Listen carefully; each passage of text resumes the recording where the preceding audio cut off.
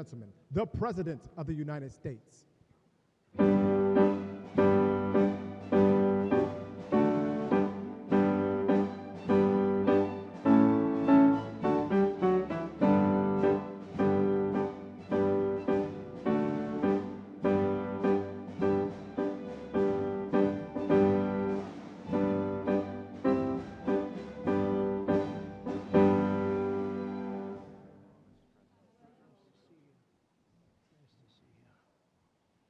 Well, thank you very much. Please. It's an honor to be with you. We're making a lot of progress in our country, generally, because we've worked very hard to put ourselves in this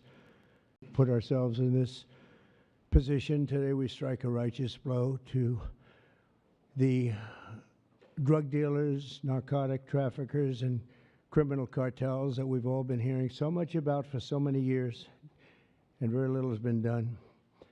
And we take a historic step toward justice for every family touched by the fentanyl scourge as we sign the HALT Fentanyl Act into law. Good job. Good job.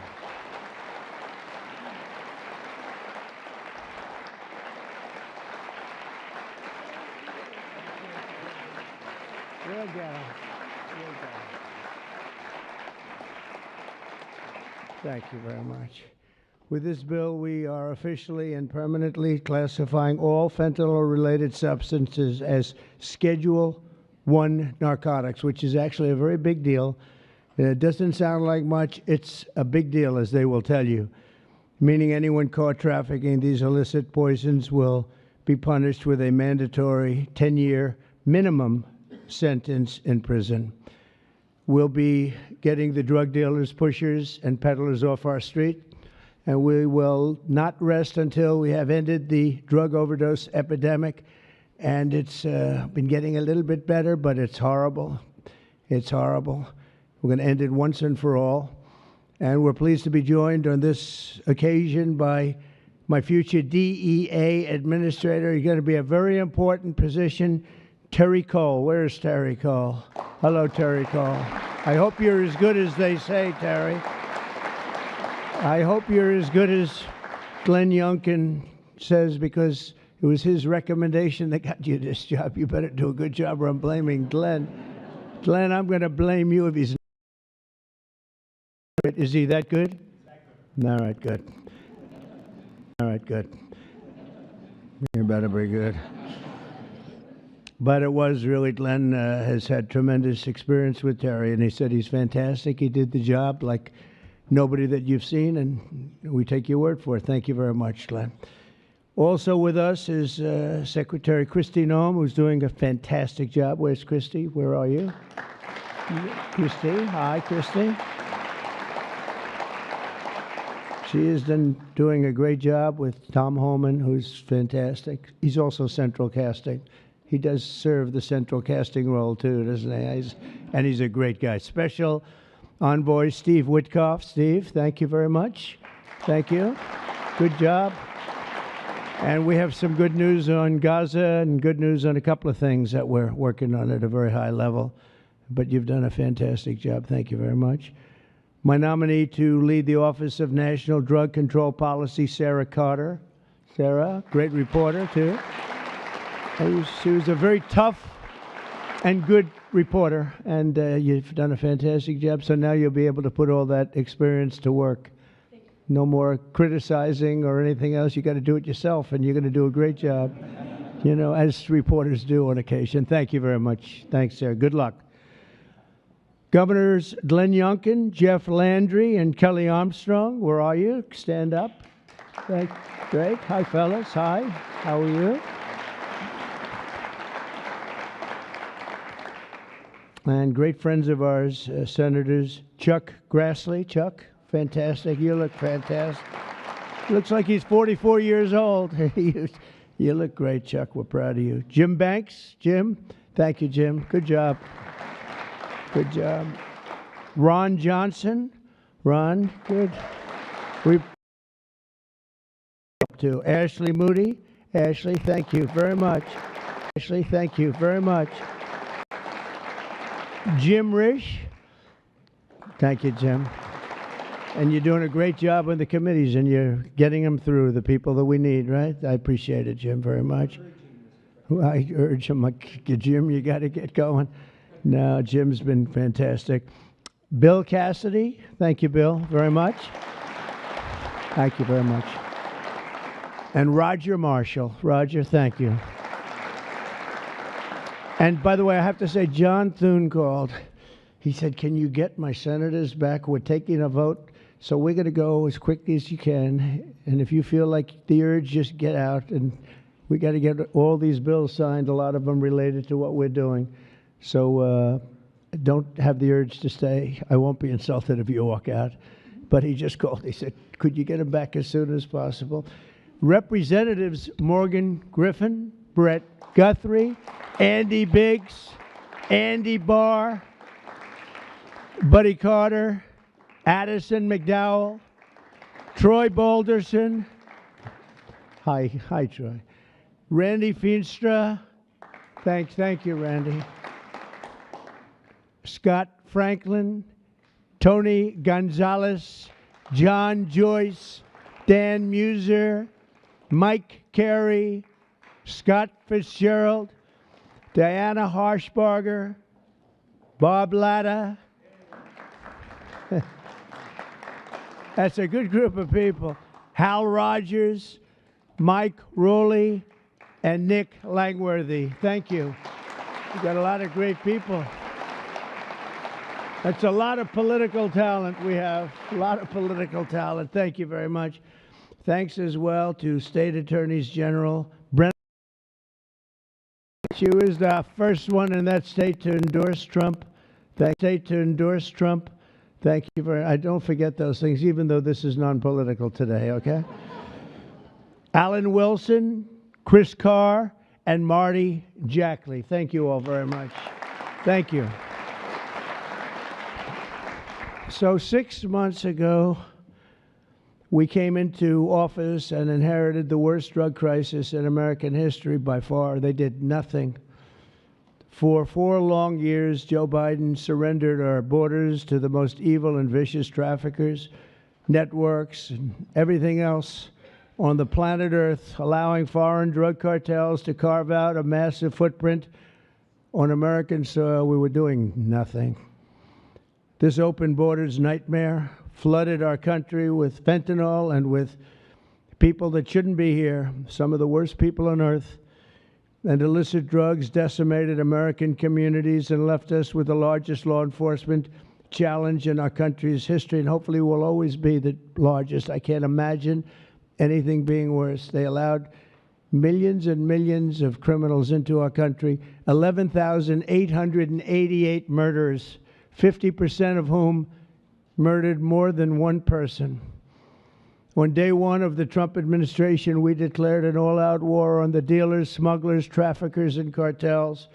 Within moments of taking office, I deployed the U.S. military to our border and unleashed the patriots of ICE and Border Patrol to defend our country from an invasion. This was an invasion. This wasn't people coming in. This was an invasion of our country, allowed to happen by people either that didn't, stupid people. I also designated the Mexican drug cartels as foreign terrorist organizations.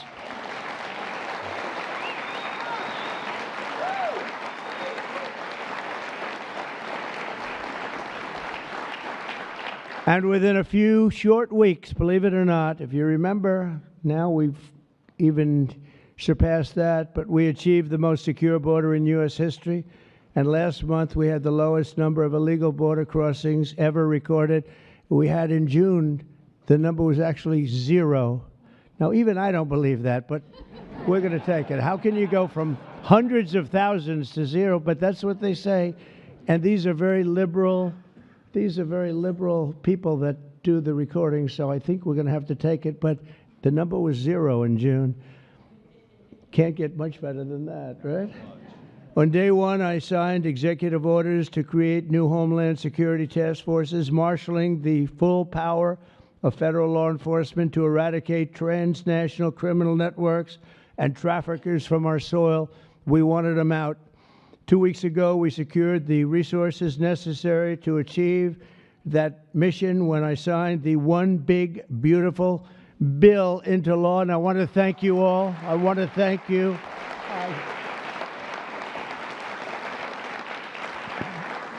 I want to thank you all. You did a great job. And you could go point after point how good it is. You know, they have just a hit against that. It's one of the biggest tax cuts in history, really the biggest everything in history. We have things in terms of security, in terms of securing our country, taking care of our police officers, law enforcement, our ICE and Border Patrol patriots. I call them patriots because that's what they are. These are survive. But we do more for the country in that bill. We do more for the country in that bill, I think, than just about any bill that's been passed.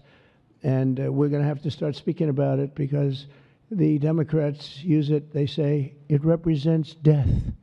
How effective is that, right? That's pretty good. It represents that. That's all they have. They only have lies. It's the only thing they have. They don't have policy. They can't get people elected. They don't have good candidates. They don't have anything, but they do have two things. They stick together. They stick together like glue, and they always come up with a good little tagline. This tagline is death. And the death is them. We're the ones that are giving life. We're giving life with that bill, and there's so many good things, whether it's no tax on tips. Think of that. No tax on Social Security. No tax on overtime. If you buy a car, you want to buy a car, you get a deduction of interest on your mortgage. So think of that. Things that were never even a possibility. And then so much else in terms of health, in terms of providing care. It's really just a fantastic bill, and it's about time that we're going to start, and we'll start talking about it. But once we do, I think we're going to have the greatest midterm that you've ever seen, because this thing really is amazing. And I want to thank all of the senators in particular for getting it done, It also makes the largest investment in the U.S. Coast Guard since World War II, ensuring that we have assets and all of the assets needed to vanquish the cartels from the waterways of North America. We're building a lot of Coast Guard ships that go very speedily along the water. And they're very lethal. They're very powerful. And that's what we need, because a lot of it comes in as we block up the border. They start using the water. That's a good run. I could use that. They block up the border. We start using think. They even actually developed small submarines. You saw that, right? Small submarines. You saw that, right? Small submarines to get the drugs in. And it's incredible. But we've stopped them. I've also directed the Department of Justice to seek maximum sentences for fentanyl traffickers. We're going to absolutely do the maximum. Since my inauguration, the DOJ has seized over 4,500 pounds of fentanyl, which is a record, including with the enormous Sinaloa cartel bust in May, one of the toughest cartels out there, the largest fentanyl bust ever in United States history. And now with the signing of the HALT Fentanyl Act, in just a few moments, we are delivering another defeat for the savage drug smugglers and criminals and the cartels who have a tremendous amount to say about Mexico. If you want to be nice about it, I'm trying to be nice about it. They have very strong controls over Mexico, and we have to do something about that. Can't let that happen. The Mexican authorities are petrified. They're petrified to show up at their office. They're petrified to go to work because the cartels have a tremendous grip on Mexico and the politicians and the people that get elected.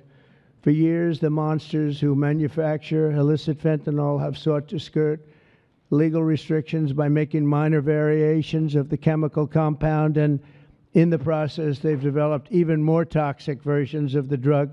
One common variant, known as carfentanil, it's becoming more and more common. It's 100 times more potent than the original. I mean, this is 100 times more potent. and it's happening stronger, more and more dangerous. And as you know, and I have a very good relationship with President Xi of China, but I imposed a 20% tariff on China because of the fentanyl, and I call it a penalty. It's a penalty because China delivers much of the fentanyl. Some people would say all of it. They deliver it into Mexico and even into our own country. We have a 20%, so they pay billions of dollars in damages for what they've done. And I think we're going to work it out so that China is going to end up going from that to giving the death penalty to the people that create this fentanyl and send it into our country, whether it's through other countries or directly. I believe that we would have had that deal a long time ago. I shook hands with them, and then we had a rigged election, and we had somebody else come in, and they didn't know anything about a deal for the death penalty. The death penalty is going to be imposed on people from China that make fentanyl and send it into our country. I believe that's going to happen soon.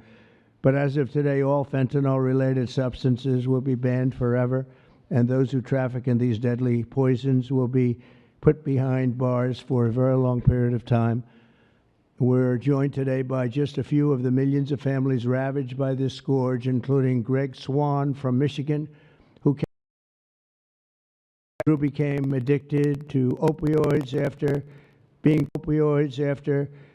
prescribed painkillers following a sports injury, got injured, and this is happening so much, got injured in sports and ends up, you leave the hospital a week later and you're addicted. But he fought through it and got himself clean. Then one day, Drew took a pill laced with fentanyl. He took it just casually, thought it would be okay. Took a chance and he thought it'd be okay, and it didn't work out. And he tragically lost his life. And Greg, I'd like you to come forward, and if you could just say a few words about your wonderful, wonderful son, please. Thank you, Mr. President. Honor of my life. Thank you very much. Thank you. Thank you for my life to be here. And Drew was the happiest day of my life was when he was born, and he always called me his hero to the day he died. And his passing ruined, I thought, my life, and every parent back here that I meet and in the audience, some of my friends, their life is gutted when they lose a kid. There's despair and there's hopelessness. But we've been able to find some repose in going out and advocating, and we want to hit every school in America. There's 26,727 of them. We want to go into every one. The kids are silent when they hear we lost somebody to this, and we tell our story, and they leave unequivocally ready to run away from fentanyl. I would just like to say thank you, Mr. President, for stopping the border crossings. Full stop, mic drop.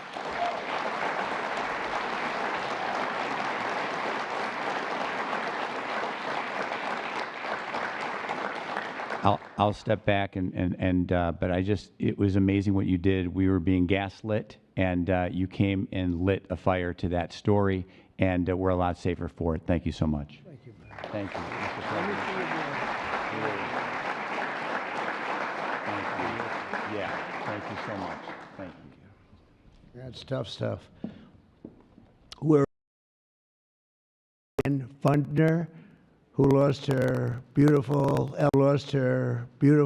eldest son, Weston, to fentanyl when he was just 15 years old, exactly 1 year ago today. Ann delivered a moving tribute to Weston at the Republican National Convention. People that saw it have not forgotten it. And Ann, I'd like you to please come up and say a few words about your wonderful boy. Thank you. Please. Thank you, darling. It's an honor. Good afternoon, Mr. President and distinguished guests. My name is Ann Fundner. Oh, thank God. Come here. I'm going to hold it. Thank you. Okay. And I'm an angel parent. 1 year ago today, on July 16th, I stood in front of America and told the story of my son, Weston, at the RNC. And about how he was a beautiful, loving, had a wonderful life. We did everything right. But one pill, one mistake given by a friend under peer pressure, took his life. In the last 4 years, fentanyl became the #1 killer of Americans ages 15 to 48. And children under 14 are the fastest growing demographic. President Trump, for 4 years, we felt ignored. But you've changed that, and we appreciate that so much. You've closed the borders, sanctioned cartels, imposed tariffs, closed shipping loopholes. Most people don't know about that. That was a big one. Dealt with countries where it's coming from. You mobilized Treasury, Justice Department, Homeland Security, lawmakers, legislators, and today the signing of the Halt Fentanyl Act, bipartisan and overwhelmingly supported by everybody, making fentanyl a Schedule I drug to strengthen the criminalization and prosecution of people who peddle this. It is a lifeline for families across America and keeping our families safe. And that's all you always want, to keep America safe. And thank you so much. Thank you for keeping America safe and for our children. God bless you. God bless our angel families who are all, God bless our angel families who are all here with us today, and all of you sitting up here with us. And God bless America. Thank you so much.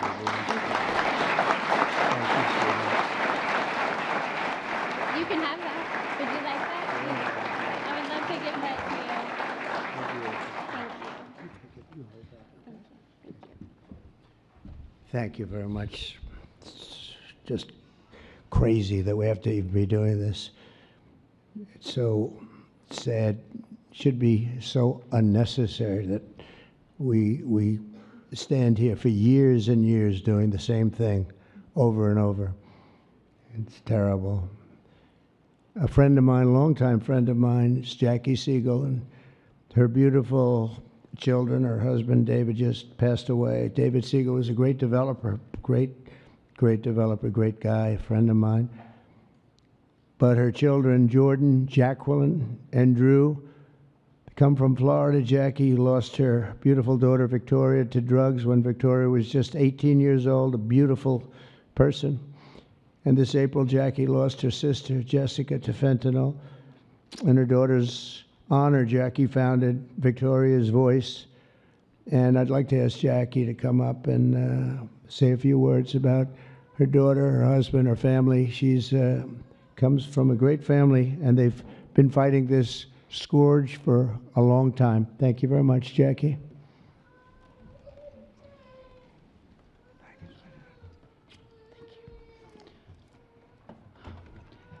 Mr. President, it's an honor to be here today on behalf of our family, my late husband, and all of the other affected families for this important signing on this bipartisan issue. Victoria, she was 18. She passed away of a drug overdose. We formed the Victoria's Voice Foundation, and the Trump administration was very helpful in passing the CARA Act, which saved many lives back then, bringing out the Narcan. And thank you for the phone call and your love and support. Our family loves you, Mr. President. That day, when my sister found out of my husband's passing, she did a line of cocaine that she thought was cocaine, and it was fentanyl. So I lost both of them in the same day. And it's been a very rough time.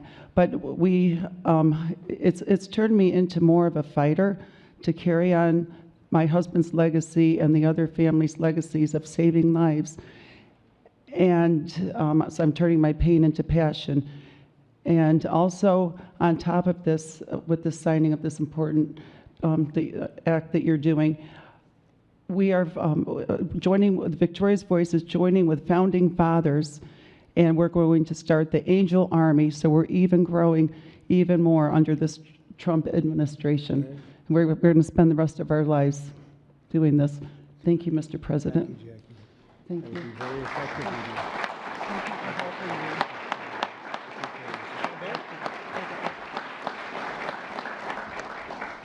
that army will be very effective, knowing Jackie.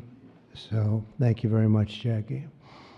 Everyone knows someone touched by the incredible crisis that we've all been watching all over the world. They're watching it. Other countries have the problem. But I don't think there are too many that have it more serious. The cartels and all of the others, because we're sort of a rich country, and that's where the money is. So it happens. People say, why is it so much? Because we have money. We're richer than other countries, so they come here more. They take the money like taking candy from a baby. So today, on behalf of all Americans who have lost a loved one to opioids, we renew our vow to liberate America from this horrible plague, and I hope you're going to do a fantastic job. You have no idea how important you are. You have like maybe the most important job just about in government. There's nothing more important than what you're doing, so I wish you a lot of luck, and we'll be there to help you all the way along, okay? Once again, I want to thank Congress for passing this important bill and for all the work you've done over the last 2 weeks. All of you, what a job you've all done.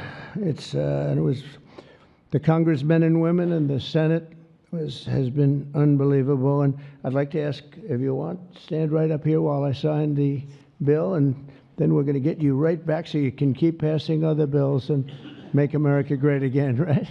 Okay, thank you very much. It's great to have you.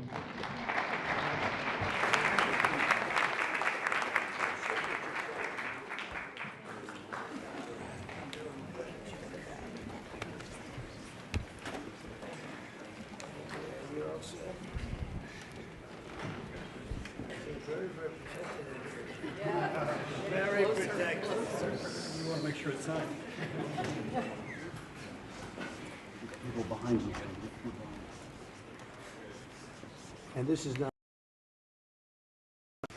That's great. Thank you very much.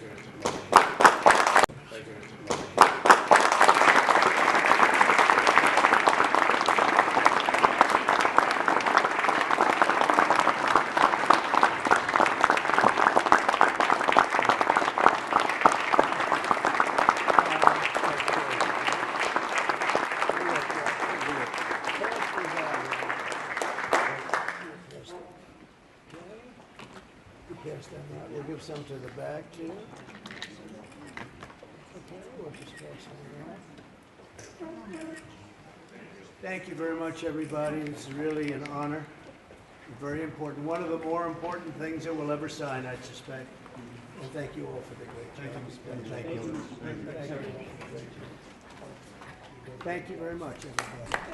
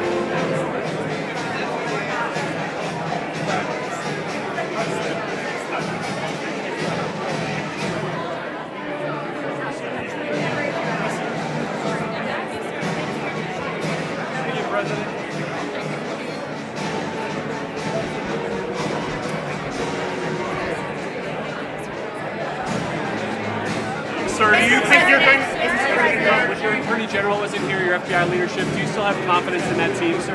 Total. Sir, will you get... I have nothing to do with it.